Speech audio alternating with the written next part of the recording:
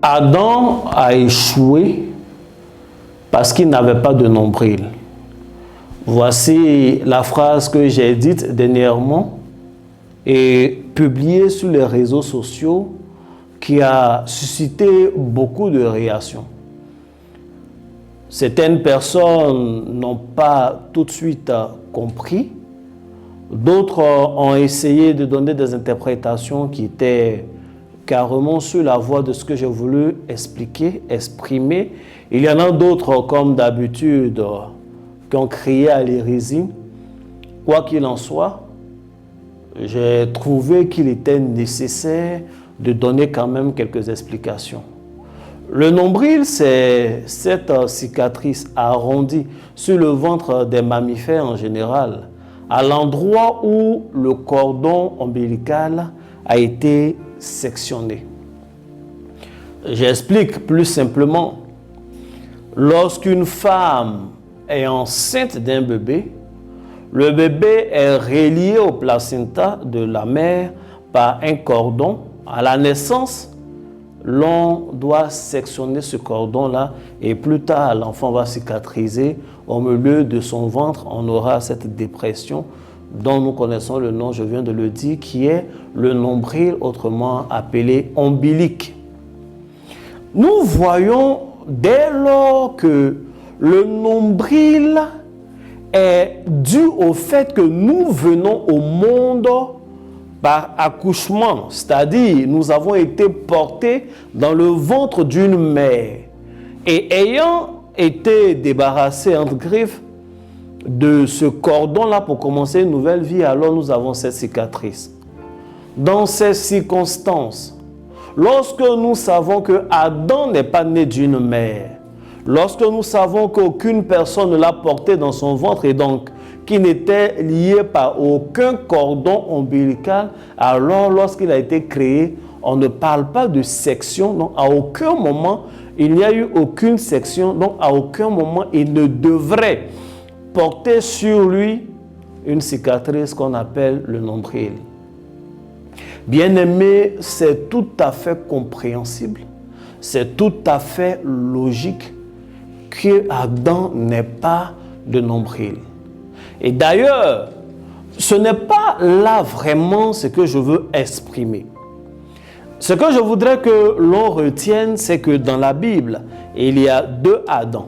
À la fin de la vidéo, vous verrez toutes les vidéos toutes les références bibliques, des deux Adam, notamment dans 1 Corinthiens chapitre 15, à partir du verset 45, on en parle. Il y a deux Adam. Il y a un Adam que j'appelle l'homme sans nombril, autrement dit, l'homme sans généalogie. Il y a ce Adam-là, le premier Adam, qui est né grand.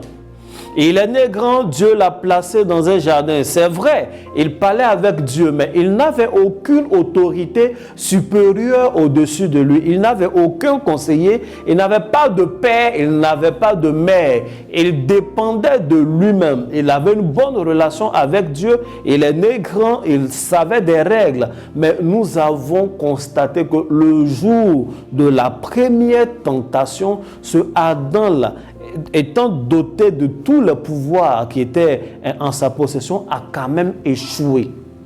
Il a échoué parce qu'il est un homme sans généalogie. Il a échoué parce qu'il n'a pas de père. Il a échoué parce qu'il n'avait personne pour lui parler.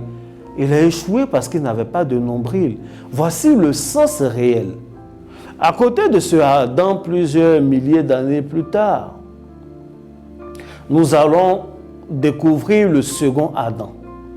Le second Adam, son histoire commence dans le Nouveau Testament, par le livre de Matthieu. Ça commence par une généalogie. On nous parle de ses ascendants. On nous parle de la famille par laquelle il est venu au monde. On nous parle donc de trace en trace des nombrils par lesquels il est passé pour venir sur terre. Le second Adam, nous dit la Bible, c'est Jésus-Christ. Et il est né d'une femme. Il a été porté dans le ventre de Marie et il est né. Les gens ont sectionné le cordon ombilical. Donc il avait un nombril, signe qu'il appartenait effectivement à la race humaine. Oui, comme Adam d'ailleurs, mais à cette différence, qu'il y a des gens au-dessus de lui dans la chair.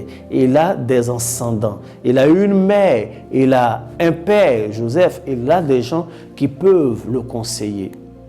D'ailleurs, Jésus, dans la Bible, va souligner cela en prononçant lui-même, en se désignant lui-même comme étant le Fils de l'homme.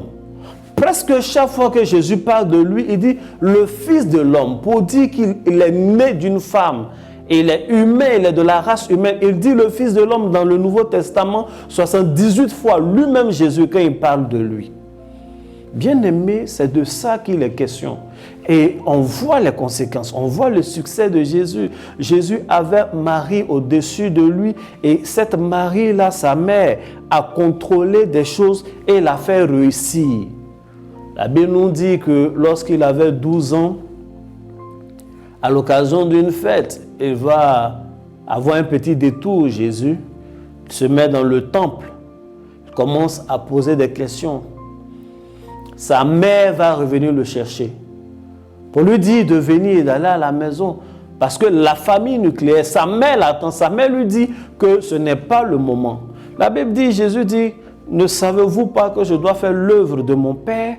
Il savait qui il était. Il avait sa connexion divine, mais la mère établie au-dessus de lui lui a dit, ce n'est pas le moment. Et il a grandi. Et il a eu le temps, au cours de cette croissance, d'apprendre davantage. Il a eu le temps d'être baptisé par Jean-Baptiste. Or, c'était prévu. À 12 ans, il n'était pas baptisé. Il a eu le temps d'être amené dans le désert, être tenté par le diable, vaincre d'abord dans cette tentation-là. Bien aimé, parce que Marie a estimé que ce n'était pas le temps. Et la suite de l'histoire lui a donné raison. Plus tard, la Bible nous dit dans le même livre de Jean, que Jésus va à des noces dans une localité qu'on appelle Cana et le vin vient à manquer. Sa mère va lui dire le vin est fini. Il lui dit, femme, qu'y a-t-il entre toi et moi? C'est une expression pour dire en quoi cela te regarde, en quoi cela me regarde. Est-ce que c'est notre affaire? Nous ne sommes que des invités. Mon heure n'est pas encore venue. Jésus estimait en ce moment-là que son heure n'était pas encore venue. L'autorité qui était établie au-dessus de lui, l'autorité qui faisait qu'il avait un nombril, l'autre personne au bout du cordon qu'il avait porté a dit que c'était le moment. Elle n'a même pas discuté avec lui, elle allait parler aux autres pour dire « Faites tout ce qu'il vous dira de faire ». Et effectivement, ce jour-là, Jésus a fait son premier miracle. La Bible dit, lorsqu'il sortait de cette fête, il va avoir des disciples. Les disciples l'ont suivi.